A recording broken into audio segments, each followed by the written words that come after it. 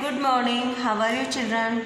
बच्चों, आज हम चैप्टर 5 करेंगे। कौन सा चैप्टर करेंगे? चैप्टर 5। अब चैप्टर 5 क्यों करेंगे? क्योंकि जो चैप्टर 1 है, चैप्टर 5 है, चैप्टर 9 है, 13 है, 17, 18 और 20 ये आपके कोर्स में 50% के अकॉर्डिंग सिलेबस में आ रहे हैं। तो आपको मैंने इस व्हाट्सएप पे ये चैप्टर सेंड भी किए थे, इनका नाम लिख के, और कुछ ग्रामर का पोर्शन भी सेंड किया था कि आपको ये चैप्टर आएंगे, तो आप ये इनको दौरान करेंगे। बच्चों, अभी जैसे चैप्टर 1 हमारा कंप्लीट हो चुका है, आज मैं आपको चैप्टर 5 पढ़ाऊंगी। जिन बच्चों के हो रहा है वो समझेंगे, जिनके क्वेश्चन आंसर हो रहे हैं वो भी समझेंगे, और जिनके नहीं हो रहा है वह दोबारा से इस चैप्टर को समझ के और कर सकते हैं। जीवन एक झरना एक कविता है जो जीवन से प्रेरित करती है कि हमारा जीवन एक ऐसा झरना माना गया है जो हमेशा निरंतर चलता रहता है और आगे बढ़ता रहता है। जैसे हम जीवन में हमेशा आगे बढ़ते रहते हैं, उसी तरह से झरना भी बहता रहता है और आगे बढ़ता रहता है। तो जीवन क्या है? जीवन झरना है, मस्ती ही इसका पानी है, सुख दुख के दोनों तीरों से चल रहा मनमानी है। तीरों यानी होते हैं किनारे, तीर यानी क्या होता है? किनारे। और सुख दुख इसके दो किनारे हैं जो अपने राह यानी रास्ते पे चल रहे हैं। तो ये पैराग्राफ आप समझेंगे। जीवन क्या है? जीवन एक झरना है और मस्ती ही इसका पानी है। सुख और दुख दोनों इसके तीर हैं यानी कि किनारे हैं जो अपने राह यानी अपने मनमानी से चल रहे हैं। झरने में गति है, यौवन है, वह आगे बढ़ता जाता है। धुन एक सिर्फ है, चलने की मस्ती में अपने गाता है। और जो झरना है वह क्या है? अपनी गति से चलता है, अपने यौवन में बहता है। यानी कि जिस तरीके से जवान व्यक्ति अपने जीवन में चलते रहते हैं, रुकते नहीं है, वो आगे देखते नहीं है कि क्या होने वाला है, इसी तरीके से जो झरना है वह हमारे जीवन की तुलना बताई गई है झरने से, कि हमें भी निरंतर चलते रहना चाहिए, आगे बढ़ते रहना चाहिए। और जैसे युवा व्यक्ति मस्त रहते हैं, उनको किसी चीज़ की फिक्र नहीं रहती, चिंता नहीं रहती, अपनी मस्ती में घूमते रहते हैं। मस्ती में घूमने से मतलब उनको किसी चीज़ की जिम्मेदारी नहीं होती है, वो मस्त रहते हैं। इसी तरीके से झरना भी बहता रहता है, तो इसी तरह हमारा जीवन भी चलता रहता है। झरना कहता है बड़े चलो, तुम पीछे मत देखो मुड़कर। यौवन कहता है बड़े चलो, सोचो मत क्या होगा आगे चलकर। तो इसमें ये पैराग्राफ देखिए कि झरना कहता है कि आगे बढ़ते चलो।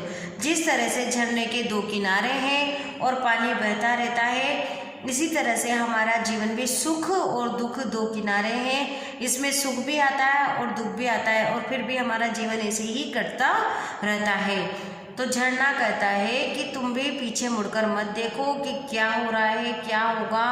यौवन कहता है बड़े चलो, और जिस तरह से एक युवा व्यक्ति आगे चलता जाता है, बढ़ता चलता है, सोचो मत होगा क्या चलकर। ये मत सोचो कि आगे चलकर क्या होगा, हमें सुख मिलेगा या दुख मिलेगा। हम सोचते रहते हैं और हमसे आगे कोई दुनिया बढ़ जाती है। इसलिए हमें निरंतर चलते रहना चाहिए। मतलब हमारी ज़िंदगी में हमें कभी रुकना नहीं चाहिए, हमें घबराना नहीं चाहिए कि हमने तो इतना सब कुछ कर दिया फिर भी हमें नहीं मिला। हमें जीवन में हमेशा आगे बढ़ते रहना चाहिए। केवल चलना है जीवन चलता रहता, मर जाना है रुक जाना है। झरना एक झरझर कर कहता, और झरना कहता है कि जो रुक गया वो समझो मर गया। जिस तरीके से हमारा जीवन चलता रहता है और जब इंसान मरता है तभी उसका जीवन बंद होता है।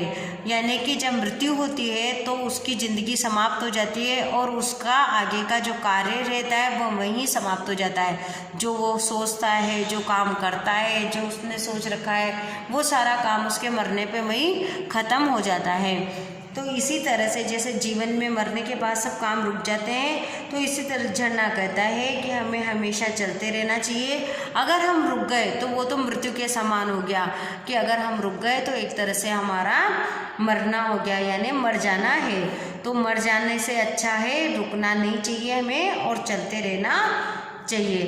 तो बच्चों, जो झरना शब्द है ये हमारे जीवन में की तुलना से करा है कि हमारे जीवन में सुख भी आते हैं, दुख भी आते हैं, हमें ठोकरें भी खानी पड़ती है, हमें सब तरह का अनुभव होता है, फिर भी हम जिंदगी जीते रहते हैं। छोटे से लेके बड़े होते हैं, युवा होते हैं, फिर हमारे ऊपर जिम्मेदारी नहीं रहती, हम मस्त जीवन जीते हैं, खाते हैं, पीते हैं, गाते हैं, फिर हम पे जिम्मेदारियाँ आती है, फिर उसके बाद हम बुजुर्ग होते हैं। तो इस तरीके से हमारा जीवन चक्र कंटिन्यू चलता रहता है। इसी तरह से झरना भी बहता रहता है, कभी इसमें पानी का बहाव तेज रहता है, फिर धीरे धीरे कभी कम हो जाता है, फिर पानी आती है, बरसात आती है, फिर वापस से भर के बहने लगता है। तो हमारा जीवन भी एक झरने के तरह है। अब हम इसके शब्दार्थ समझेंगे।